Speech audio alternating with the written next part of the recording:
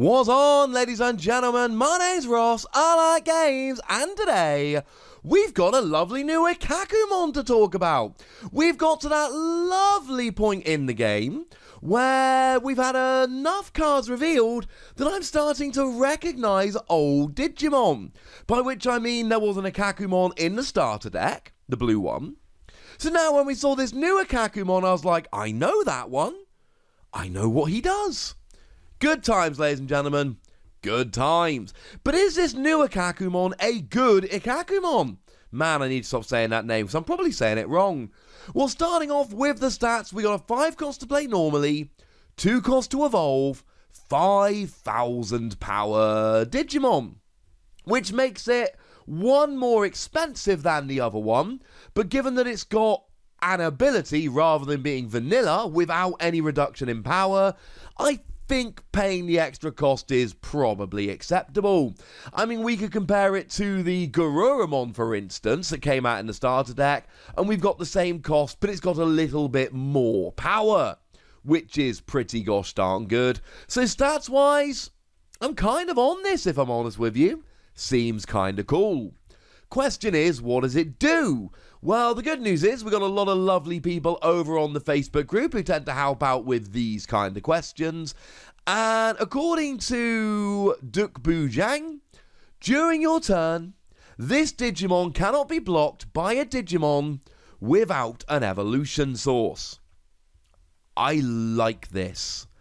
I like this a lot. Now, it is an inheritable skill, and remember the rule with inheritable skills. The Digimon with it printed on the card doesn't actually get that skill, but the Digimon that evolves from it totally does.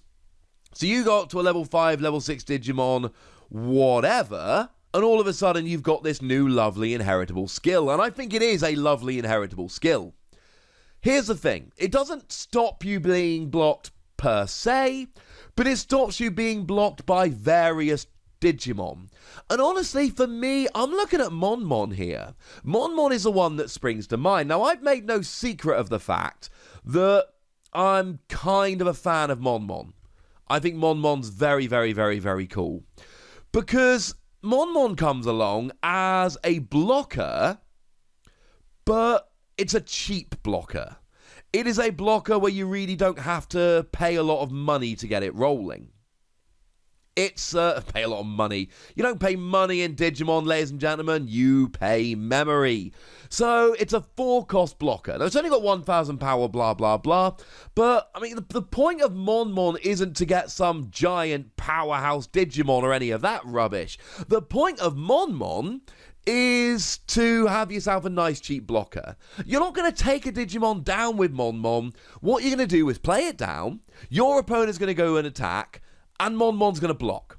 Blocker, for anyone that's forgotten, means that you can put the Digimon with blocker to rest mode and then redirect an attack towards it. So if you really want to attack, oh no, Monmon comes down, Monmon stops you. But then again, Monmon is unlikely to have any evolution sources. It might, but when we're looking at level 3 blue Digimon, frankly, we've got better options. The Gabumon we're going to talk about in a moment that's got more power and a lovely inheritable skill that removes an evolution source from the bottom of one of your opponent's level 5 or less Digimon. I don't see Monmon as an evolver. I could be wrong, as with all of this stuff, but I see Monmon as I'm going to play it down, alright? And I'm going to have this purposefully to make sure that you lose an attack at some point. That's what Monmon is. So this can't stop it. But then again, we've got plenty of ways of removing evolution sources. It is it is what blue decks tend to do. And honestly here, what I absolutely adore is that new card we saw the other day, Nail Crusher. You see, Nail Crusher, now it's a 7-cost card. It ain't cheap.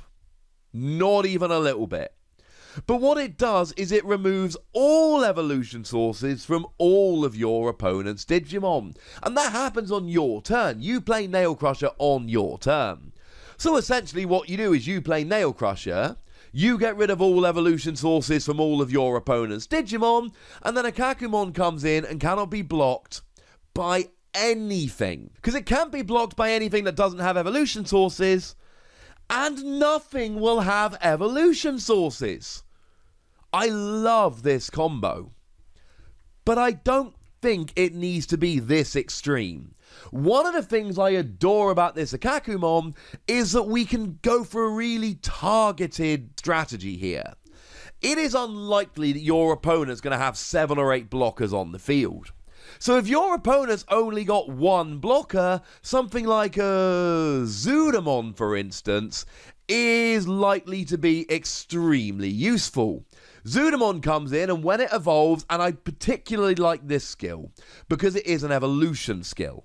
And it is a level 5, incidentally, so could even evolve from this. And that would work beautifully. We'll get there in a second. So Zoodamon, you evolve up, you remove 2 evolution sources from the bottom of one of your opponent's Digimon. So if you've got a blocker you're worried about that's got 1 or 2 evolution sources, you evolve into Zoodamon, and all of a sudden, they don't have those evolution sources, so they can no longer block you. And of course, Zoodamon being a level 5, Ikkakumon being a level 4, you evolve this Ikkakumon into Zoodamon, remove 2 evolution sources from their only viable blocker, and then Zoodamon itself cannot be blocked. It's a really, really fun combo. And this could be super relevant. Remember, at the end of the game, you take out all your opponent's evolution sources, and then you attack and you win the game. When you attack while your opponent has no evolution sources, that is it. You have gone and won the game. But imagine if your opponent's got a blocker. Imagine neither of you have any security cards. If I accidentally said evolution sources rather than security cards, I apologize. There would have been a note on the screen. And so the next person to attack wins. But your opponent's got a blocker, which means that your attack's going to get blocked, and then they're going to attack, and they're going to win the game. Stop them blocking. And that's what I love here. Or your opponent's got a fairly weak Digimon in rest mode, but they've got a blocker there, so they're going, you know what, don't worry about it. I'm okay, I can block and protect my weaker Digimon. Well, now you take away their opportunity to block, and you've got a Digimon that can take down their weaker Digimon. Of course, there are plenty of other ways to get rid of evolution sources. The Matashida, which is coming along in New Evolution, the second of them, the one that's actually coming in the set proper, has got a lovely skill whereby you may play a blue Digimon, turn the card to rest, and then remove an evolution source from the bottom of one of your opponent's Digimon. That works quite nicely. Or we could talk about something like, that Gabumon we literally mentioned earlier, which just takes away an evolution source from the bottom of one of your opponent's Digimon, although as soon as they go up to level 6, you unfortunately lose the opportunity to do that.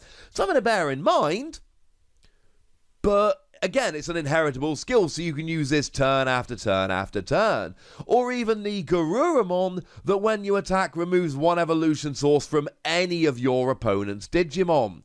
Now, we do need a little bit of a ruling coming on here. Because you see, let's say for argument's sake, you take a Gabumon, and you evolve Gabumon into a... Then all of a sudden, you've got 2 evolution sources being removed. When does this actually happen? Do you get to remove those evolution sources before your opponent says they're going to block? Or do they get to say they're going to block?